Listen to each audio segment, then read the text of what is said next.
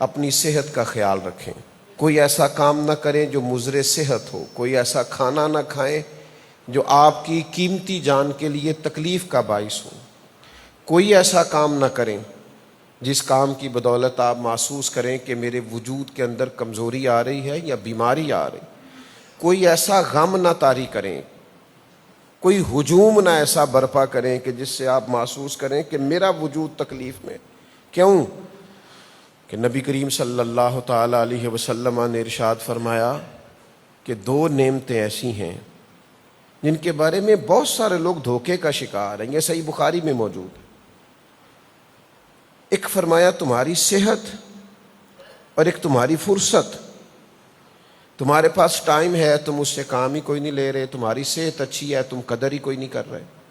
پھر ان سے مل کے دیکھنا کبھی جو بیمار ہو گئے بیچارے, جو تکلیف میں آ گئے. تو اس صحت کی قدر کریں, اس وجود کی قدر کریں.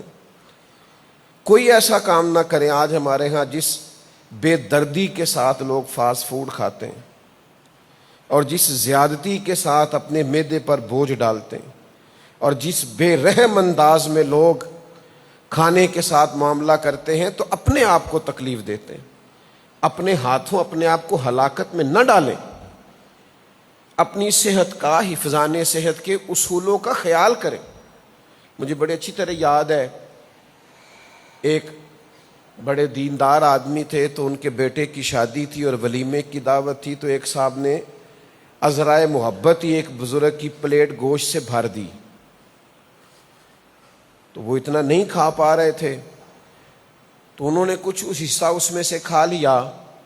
تو اب وہ چونکہ جس نے بھری تھی اس نے بھری ہی صرف اس لیے تھی کہ وہ لطف لینا چاہتا تھا, ہنسنا چاہتا تھا, ظرافت کے طور پہ پلیٹ بھری تھی. تو وہ بار بار انہیں کہہ رہا ہے پلیٹ صاف کریں, برتن صاف کرنا سنت ہے. پلیٹ صاف کریں, برتن صاف کرنا سنت ہے.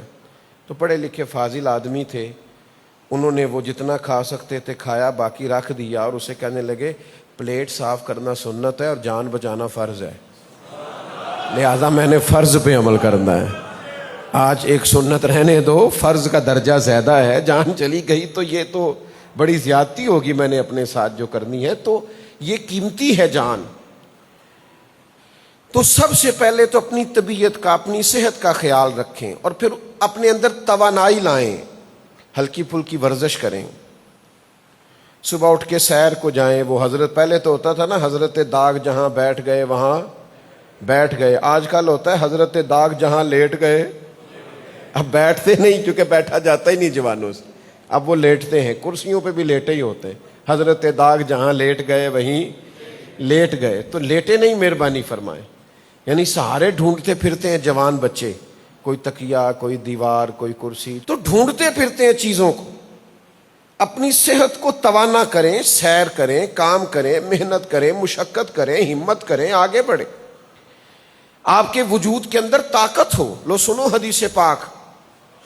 میرے کریم محبوب علیہ الصلوۃ والسلام فرماتے ہیں ضعیف مومن کی نسبت اللہ کی بارگاہ میں طاقتور مومن زیادہ پسندیدہ ہے. یعنی کچھ ضعف ہم نے خود سے اکٹھے کر لیے ہیں, کچھ کمزوریاں خود سے, بلا وجہ کے تھکے, بلا وجہ کی سستی, بلا وجہ کی کاہلی, بلا وجہ کی جمائیاں لے رہے ہیں. تو اپنے وجود کو توانا کریں, صحت مند کریں, طاقتور بنیں. یہ اقبال کہتے ہیں لہو مجھ کو رلاتی ہے جوانوں کی تان آسانی. یہ تمہارے وجود کے اندر یہ جو آرام پسندی ہے نا, یہ رلاتی ہے. محنت کریں, جد و جہد کریں, آپ محسوس کریں گے کہ آپ کی صحت ٹھیک ہے, آپ تندرست ہیں.